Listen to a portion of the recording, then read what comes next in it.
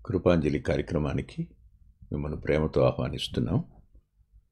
ఈరోజు సరిగ్గా వృద్ధాప్యం అంటే ఏమిటో స్పష్టంగా అర్థమైంది. అదేమిటంటే, శుభవార్త నుంచి ఓ మెసేజ్ వచ్చింది. చెల్లి హేమ, అన్నయ్య 4 గంటలకల్లా మీరు వర్తమానం చేసి పంపండి, ఆదివారం నాడు సెలవు, ఎవరు ఉండరు అని చెప్పి మెసేజ్ పెడితే, అమ్మా నేను ఇప్పుడే విజయవాడ నుంచి వచ్చానురా, నేను 5 గంటలలోపు మెసేజ్ పంపిస్తాను అని చెప్పి అమ్మాయికి మెసేజ్ పెడితే ఓకే అన్నయ్య అంది. వచ్చి వర్తమానం చేసేసాను. చేసేసి లేచి వెళ్ళిపోతూ ఉండగా అప్పుడు అన్నాను, నేను సోమవారం 1 తారీఖు కదా అన్నాను. అవును పెద్దనాన్న అన్నాడు. మరి మనం వృద్ధాప్యం చెప్పామేంటి, న్యూ ఇయర్ మెసేజ్ కదా చెప్పాలి అన్నాను. అనంటే, నేను అనుకున్నాను పెద్దనాన్న కానీ అన్నాడు. మళ్ళీ వచ్చి కూర్చొని చేయడం అంటే, చేయవలసిన పని మర్చిపోవడం వృద్ధాప్యం యొక్క ఓ అద్భుతమైన లక్షణం. అది అనేక మందిలో కనపడుతుంది. ఈరోజు మీ అందరికీ నూతన సంవత్సర శుభాకాంక్షలు తెలియజేస్తున్నాను. వర్తమానంలోనికి వెళ్ళక మునుపు వచ్చిన మాట, ఈ వర్తమానం ఇప్పటికి మీరు 100 సార్లు వినుంటారు. 100 మంది కాదు, 1000 మంది చెప్పుంటారు. ఈరోజు మీ మందిరంలో కూడా ఈ వర్తమానం వినపడే ఉంటుంది. ఆయన మరోసారి దేవుడు మీతో మాట్లాడడానికి ఇష్టపడుతున్నాడని మనసు పెట్టి వినండి. లూకా సువార్త 13వ అధ్యాయం. 13వ అధ్యాయంలో 8వ వచనంలో చివరి మాట, ఈ సంవత్సరము కూడా ఉండనిమ్మ. ఈ సంవత్సరము కూడా ఉండనిమ్మ. ప్రార్థన చేసుకుందాం.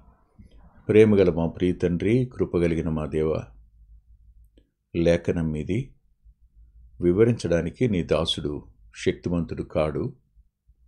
మరో సంవత్సరాన్ని దయాకిరీటంగా మీరు ఇచ్చారు. బలపరచండి, సాయపడండి. మీరే నా నోట మాటలుంచండి.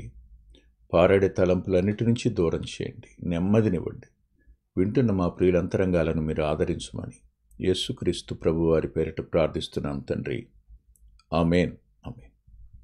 ఇది మనందరికీ పరిచయమైనటువంటి సందర్భం. ప్రభు తానే ఈ ఉపమానాన్ని చెప్పారు.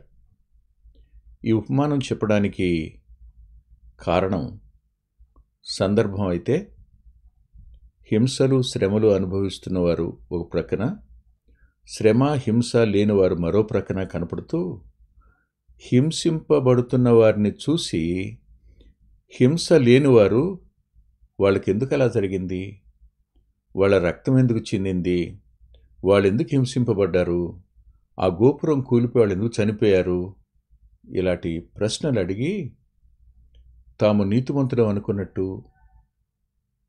శ్రమపడుతున్నవారు గాయపడుతున్నవారు ఆ నీతిమంతులు అన్నట్టు, పాపులు అన్నట్టు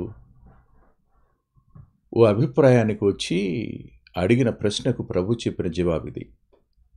ఇందులో ఒక ద్రాక్ష తోటలో అంజూరపు చెట్టు ఒకటి నాటబడింది అన్న పదం. ద్రాక్ష చెట్టుకు తీగలు కత్తిరించబడతాయి. అవి ప్రూనింగ్ అంటాం. అంతేకాదు, అవి నేల మీద పడకుండా జాగ్రత్త వహించడం జరుగుతుంది. ఆ తరువాత ఫలించాక నరికివేయబడుతుంది. కానీ అంజూరపు చెట్టుకు అలాంటిదే ఉండదు. అలాంటిది లేని పరిస్థితుల్లో తాము సుఖంగానే ఉన్నాం అని అనుకున్న పరిస్థితులు కనపడుతుంటాయి. ఆ సందర్భంలో ఈ మాట చెప్తున్నారు. కానీ నేను ఇప్పుడు ఆ కంటెక్స్చుయల్గా ఉన్న దానిలో నుండి ఓ చిన్న పదం మాత్రమే తీసుకుని నేను మీతో ఈ వర్తమానం చెప్పాలని ఆశపడుతున్నాను. అదేమిటంటే, ఈ సంవత్సరం కూడా ఉండనిమ్ము అన్నప్పుడు ఆయన తీర్పును వాయిదా వేశాడు. 1. 2, ఈ సంవత్సరం కూడా ఉండనిమ్ము అన్నప్పుడు మరణాన్ని వాయిదా వేశాడు. ఈ సంవత్సరం కూడా ఉండనిమ్ము అన్నప్పుడు జీవాన్ని, పనిని కొనసాగింపు చేశాడు. ఈ సంవత్సరం కూడా ఉండనిమ్ము అన్నప్పుడు నీ మీద ఆయన ఆశ పెట్టుకున్నాడు. అవును కదా? వాయిదా వేయబడింది. ఊహించండి, ఒకసారి పాత నిబంధన గ్రంథానికి వెళితే మీకు రాజులు మొదటి గ్రంథం 21వ అధ్యాయంలో ఇలా ఉంటుంది. 27వ వచనం. ఆహాబు ఆ మాటలు విని తన వస్త్రములను చింపుకొని గోనెపట్ట కట్టుకొని ఉపవాసముండి గోనెపట్ట మీద పరుండి వ్యాకులు పడుచుండగా యెహోవా వాక్కు తిష్బీయుడని ఏలియాకు ప్రత్యక్షమై ఇలాగు సెలవిచ్చెను. ఆహాబు నాకు భయపడి వినయముగా ప్రవర్తించుట చూచితివా? నాకు భయపడి అతడు వినయముగా ప్రవర్తించుట చేత ఆ అపాయము అతని కాలమందు సంభవింపకుండా ఆపి. ఎప్పుడు తీర్పు ప్రకటించబడిందో బహుహేయంగా ప్రవర్తించినటువంటి ఆహాబు బట్టలు చింపుకొని గోనెపట్ట కట్టుకొని ఉపవాసం ఉండి వ్యాకుల పడటం అంటే ఏడవడం ప్రారంభించాడు, పశ్చాత్తాపడ్డాడు. అది చూశాడు దేవుడు.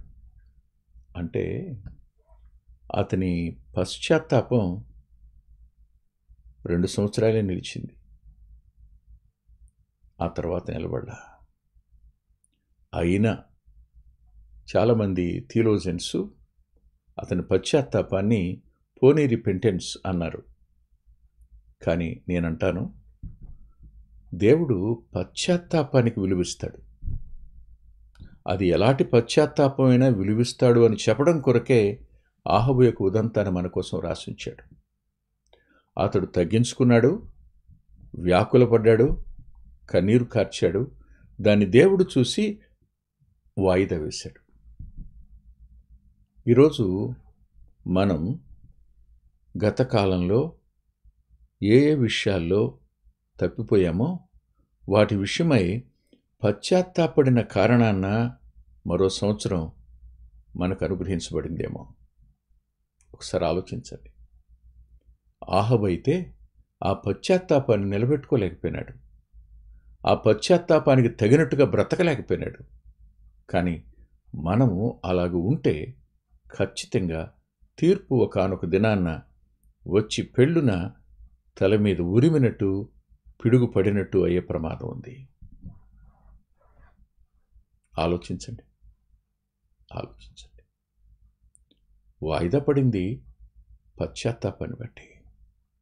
ఒకవేళ నీవు ఈ దినాన్న బ్రతుకుతాను అనే నమ్మకం లేనివాడిగా నీ ఉంటే ఒకసారి పశ్చాత్తాపడి చూడు, క్షమాపణ అడిగి చూడు. ఆయన కనికరం చూపించి నీ మీదకి రావలసిన తీర్పుని ఆయన వాయిదా వేయగలడు. ఖచ్చితంగా వాయిదా వేస్తాడు. వాయిదా వేయడు అని అనుకోవద్దు. ఆహాబు యొక్క తీర్పునే వాయిదా వేసినవాడు నీ తీర్పును కూడా వాయిదా వేయగలిగినవాడు. మొదటి మాట. ఇక రెండవ మాట చూద్దాం. రెండవ మాట యెషయా గ్రంథం 30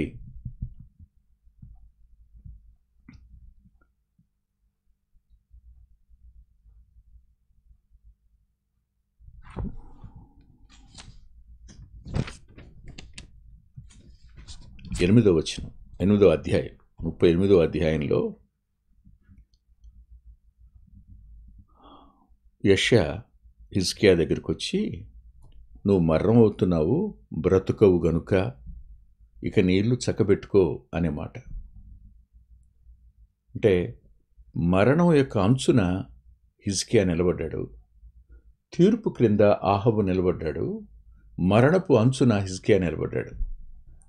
మరణపు అంచున నిలబడ్డాడు. దేవుడే చెప్పాడు, వర్తమానం అయిపోయింది, ఇంకా టైమ్ ఈజ్ ఓవర్, నువ్వు చక్కబెట్టుకో అని చెప్పన్నాడు. అన్నప్పుడు అతడు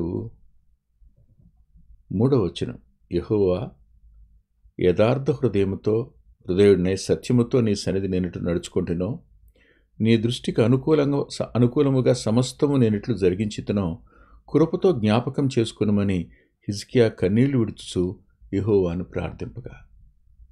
ఇక్కడ పశ్చాత్తాపాన్ని చూసినవాడు దేవుడు, ఇక్కడ ప్రార్థన విన్నవాడు దేవుడు. నీ ప్రార్థన వల్ల మరణపు అంచునున్న నీకు మరణం వాయిదా వేయబడే అవకాశం ఉంది. ఒకసారి ఆయన పాదాల దగ్గర మనవి చేసి చూడు. చేసిన తప్పుని ఒప్పుకో. ఆహబులాగా నీవు అడిగి చూడు. వాయిదా వేస్తాడు ఆయన. అయితే ఒక మాట అంటాను, ఇక్కడ నా అభిప్రాయంతో చాలామంది ఏకీభవించలేరు.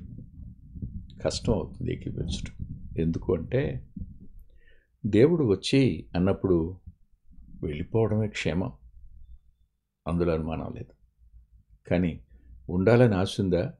అయితే అడుగు. కానీ పర్యవసానం మాత్రం నువ్వే అనుభవించాల్సి ఉంటుంది. అయినా ఈ సందర్భంగా నేను ఆ మాట చెప్పకూడదు, క్షమించండి. ఒక మాట, హిజ్కియా ప్రార్థించాడు. దేవుని సార్వభౌమ అధికారానికి అప్పగించుకుంటే మంచిది. మన స్వచిత్తాన్ని అడిగి పొందినా ఆయన వాయిదా వేసేటువంటి మనసు కలిగిన దేవుడు ఆయన. ఇక్కడ హిజ్కియా అడిగాడు, ప్రార్థించాడు. ఈ కారణం చేత అతని మరణం వాయిదా పడింది. అందుకనే ఇదే 38వ అధ్యాయంలో 4వ వచనంలో మళ్ళా దేవుని వాక్కు యెషయాకు ప్రత్యక్షమైంది. ఏలియాకు ప్రత్యక్షమైన దేవుని వాక్కే యెషయాకు ప్రత్యక్షమయ్యి, నువ్వు తిరిగి హిజ్కియా వద్దకు వెళ్ళి ఇలా చెప్పు, నీవు కన్నీళ్లు విడుచుట చూచి తిని నీ ప్రార్థన నేను అంగీకరించి ఉన్నాను. కన్నీటిని చూచి ప్రార్థనను అంగీకరించి మరణాన్ని వాయిదా వేయగలిగిన శక్తిమంతుడైన. ఏ సందర్భంలో నువ్వు అడిగావో, ఒకవేళ నీ గురించి కాకపోయినా మీ అమ్మనాన్నల గురించి అడిగావేమో, నీ గురించి కాకపోయినా నీ అన్నదమ్ముల మరణాల దగ్గర అడిగావేమో, నీ గురించి కాకపోయినా నీ స్నేహితుల మరణాల దగ్గర అడిగావేమో, నీ స్నేహితుడు అడగకపోయినా నువ్వు అడిగావేమో. ఆ కారణం చేత దేవుడు అతని మరణాన్ని లేదా నీ మరణాన్ని ఆయన వాయిదా వేస్తుంటాడు. మనం ఆయన్ని ఎంత అద్భుతంగా ఆరాధించాలో. పశ్చాత్తాపాన్ని అంగీకరించే దేవుడు అయ్యా, పశ్చాత్తాపాన్ని విలువగా చూసే దేవుడు అయ్యా అని మనం ఆరాధించవచ్చు ఆయన్ని.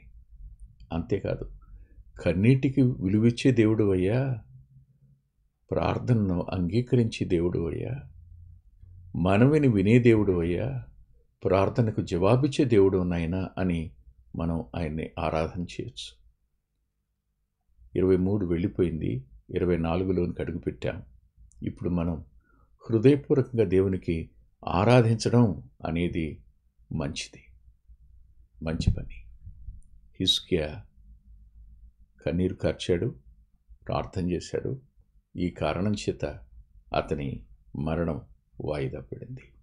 ఇది పాత నిబంధనలో 2 సంగతులు. ఇక క్రొత్త నిబంధన దగ్గరికి వద్దాం. క్రొత్త నిబంధన దగ్గరికి వస్తే ఆశ్చర్యం ఇది. దయచేసి మీరు అపోస్తుల కార్యాల గ్రంథం దగ్గరికి రండి. అపోస్తుల కార్యాల గ్రంథంలో 9వ అధ్యాయం 40వ వచనం. పేతురు అందరినీ వెలుపలికి పంపి మోకాళ్ళుని ప్రార్థన చేసి శవం వైపు తిరిగి, తబితా లెమ్మనగామే ఆమె కన్నులు తెరచి పేతుని చూచి లేచి కూర్చుండేది. ఎందుకని? ఆమె చనిపోయింది. మరణాన్ని జీవంగా మార్చి ఆ మరణాన్ని మరలా వాయిదా వేయటం దేవునికి అసాధ్యమైంది ఏం లేదు. చాలామంది చనిపోయి మరలా బ్రతికిన వాళ్ళు ఉన్నారు. అంటే నేను ఎందుకు అంటున్నాను ఈ మాట అంటే, దేవుడు ఆయన ఇష్టం నెరవేరుస్తాడు. ఆయన మరణాన్ని వాయిదా వేయగలిగిన వాడు ఆయన. ఇక్కడ ఈ దోర్కా విషయంలో మరణాన్ని ఎందుకు వాయిదా వేశాడు అని ఆలోచిస్తే, ఆయన సత్క్రియల యందు ఆసక్తి కలిగినవాడు. ఈమె సత్క్రియలు చేసింది. ఆమె సత్క్రియలు చూడ్డానికి వచ్చిన పేతురు ముందు వాటన్నిటినీ వాళ్ళు చూపించారు. అతడు చూశాడు. విధవరాడందరూ ఏడుస్తూ కుట్టిన అంగీలు, వస్త్రాలు అతని ఎదుట నిలిచి చూపించినట్టుగా మనకు అపోస్తల కార్యాల గ్రంథం 9వ అధ్యాయం 39వ వచనంలో కనపడుతుంది. ఈ కారణం చేత ఆమె యొక్క మరణాన్ని వాయిదా వేశాడు ఆయన. దేవుడు సత్క్రియలను కొనసాగింపచేసే దేవుడు. సత్క్రియల యందు ఆసక్తి కలిగిన దేవుడు. సత్క్రియల యందు ఆసక్తి కలవారిని తన కొరకు ఏర్పరచుకున్న దేవుడుగా మనం ఆయన చూడాలి. ఆలోచించండి ఒకసారి. మొదటిగా పశ్చాత్తాపాన్ని అంగీకరించేవాడు, కన్నీటిని ప్రార్థనను అంగీకరించేవాడు, నీవింకా చేయవలసిన వాటిని చేయడం కోసం మరో అవకాశాన్ని నీకు ఇవ్వడానికి వాయిదా వేసిన దేవుడిగా మనకు మూడవదిగా కనిపిస్తాడు. ఇక నాలుగవదిగా మనం చూద్దాం. నాలుగవదిగా మనం చూసేటప్పుడు ఒకసారి యోహాను సువార్త దగ్గరికి వద్దాం. యోహాను సువార్తలో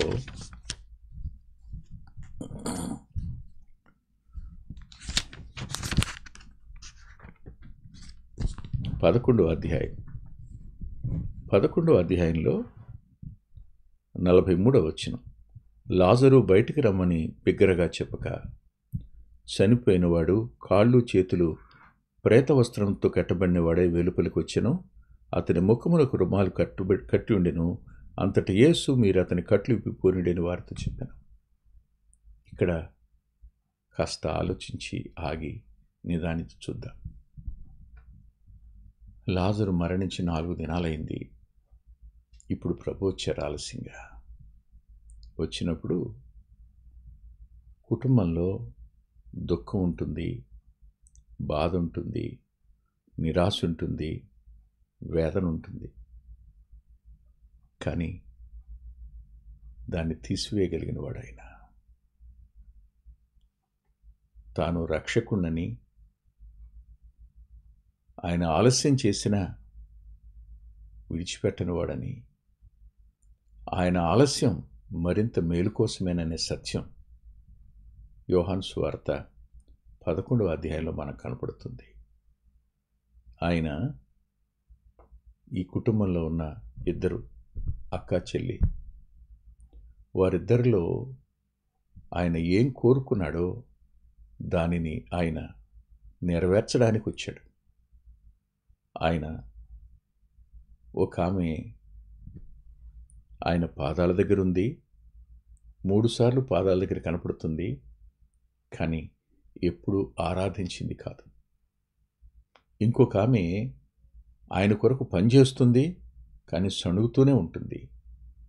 సణుగులు మాని, సంశయాలు మాని, నమ్మకంగా ఆయన పనిచేసేట్టుగా ఆమెను ఆయన చేయాలనుకున్నాడు. అందుకోసం ఆయన ఆలస్యంగా వచ్చాడు. ఇంతకుముందు వారి మధ్యలో ఏకమనసు లేదు. లూకాసు వార్తలో కనపడుతుంది. నా సోదరి నన్ను విడిచిపెట్టి ఉన్నందుకు నీకేం చింత లేదా అంటుంది మార్త ప్రభువుని మరియను గురించి. కానీ ఇప్పుడైతే ఈ మరణం తరువాత వాళ్ళలోని బలి ఐకమత్యం వచ్చేసింది. వారిద్దరూ ఒకే మాట అంటారు. ఏమనో తెలుసా? నీవిక్కడ ఉంటే నా సోదరుడు మరణించేవాడు కాడు అంటారు కదూ.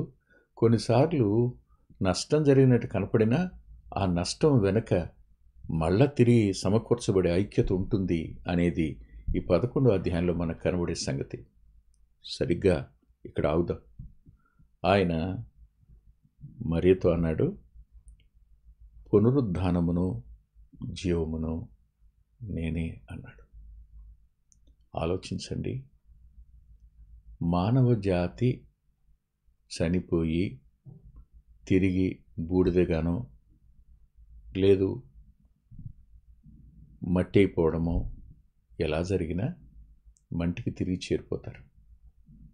మంటికి తిరిగి చేరిపోయిన ఆ మానవులకు మరల తిరిగి ఒక దేహాన్ని ఆయన ఇవ్వడానికి, ఇదే దేహానికి పునరుద్ధానం అనే అద్భుతమైన ఈవిని ఇవ్వడానికి ఆయన భూమి మీదకి రక్తమాంసాలు పాలువాడై వచ్చాడు. పాపిని తన రక్తం చేత కడిగి పవిత్రపరచడం కోసం వచ్చినవాడు ఆయన. పాపికి సమాధానం, నెమ్మది ఇవ్వడానికి వచ్చినవాడు ఆయన. పాపిని పరిశుద్ధుడిగా మార్చడానికి వచ్చినవాడు ఆయన. పాపం వల్ల వచ్చే జీతం మరణం అయితే మరణాన్ని తీసివేయడానికి వచ్చినవాడు ఆయన. అంత మాత్రమే కాదు కానీ ఆయన రాకడలో రక్షించబడిన వారందరికీ మొదటి పునరుద్ధానంలో పాలు పంపులు ఇచ్చేవాడు ఆయన. ఆయన తానే జీవాధిపతినని, మరణం యొక్కయు పాతాళపు యొక్కయు తాళపు చెవులు నా వద్దనే ఉన్నాయని చెప్పడం కోసం ఈ మరణాన్ని ఆయన వాయిదా వేశాడు. ఒక్క మాట, ఒకే ఒక్క మాట. ఏలియాతో మాట్లాడినవాడు, యెషయాతో మాట్లాడినవాడు, పేతురు మాటకు, పేతురు ప్రార్థనకు ఆయన ఆమెనన్నవాడు, ఆమెను బ్రతికించడానికి పేతురు స్వరాన్ని వాడుకున్నవాడు. ఇక్కడ స్పష్టంగా తానే నిలబడి ఇలా అన్నాడు, లాజరు వెలుపలికి రాని. ఇక్కడ మరో మాట నేను మీకు చూపిస్తాను, చూపించి ఈ వర్తమానాన్ని ముగిస్తాను. దయచేసి మీరు చూడండి. ఆయన అన్న మాట ఏమిటంటే, యోహాను సువార్త 5వ అధ్యాయం 28వ వచనం, దీనికి ఆశ్చర్యపడకుడి, ఒక కాలము వచ్చుచున్నది, ఆ కాలమున సమాధులలోనున్న వారందరూ ఆయన శబ్దము విని అన్నాడు. ఆ కాలంలో మేలు చేసిన వారు జీవ పునరుద్ధానానికి వెడతారు. మేలు అనే పదం అంటే కార్యాలు చేసిన వారని కాదు. మేలు జీవితంలో ఏమిటి అనంటే, ప్రభువును అంగీకరించిన వాని కంటే మేలు చేయగలిగిన వాడెవడు లేడు, మేలు చేసుకోగలిగిన వాడెవడు లేడు, ఇతరులకు మేలు చేయగలిగిన వాడెవడు లేడు. అంతేకాదు, తిరిగి జన్మించటం అనే పరలోకపు మేలును అంగీకరించినవాడు జీవ పునరుద్ధానంలో ఉంటాడు. ఆలోచించిన ఒకసారి. ఆయన వాయిదా వేయబెట్టి 24వ సంవత్సరంలోనికి మనం వచ్చాము. ఈ 4 గంటలు హృదయపూర్వకంగా మనం ఆరాధిద్దాం. ఆయన పశ్చాత్తాపాన్ని అంగీకరించే దేవుడు, కన్నీటిని, ప్రార్థనను అంగీకరించే దేవుడు, ఆయన సత్క్రియలను అంగీకరించేవాడు, ఆయన పునరుద్ధానము జీవము అయినవాడు. తల్ల వంచి ప్రార్థన చేసుకుందాం. ప్రేమగల మా ప్రియ తండ్రి, కృపగలిగిన మా దేవ, మరల కొద్ది మాటలు చెప్పుకోవడానికి సాయపడ్డారు. మీ కృపా హస్తాలకు, జాలి కలిగిన హస్తాలకే వింటున్న మా ప్రియులను అప్పగించుకుంటూ బలపరచుమని, సాయపడమని, ఎంతైనా నమ్మదగిన వారైన మీ హస్తాలకే, ప్రేమ కలిగిన మీ హస్తాలకే మరోమారు విన్న మా ప్రియులందరినీ అప్పగించుకుంటూ యేసుక్రీస్తు ప్రభు వారి పేరట ప్రార్థిస్తున్నాం తండ్రి. ఆమేన్. ప్రభు చిత్తమైతే వచ్చే వారం కలుసుకుందాం.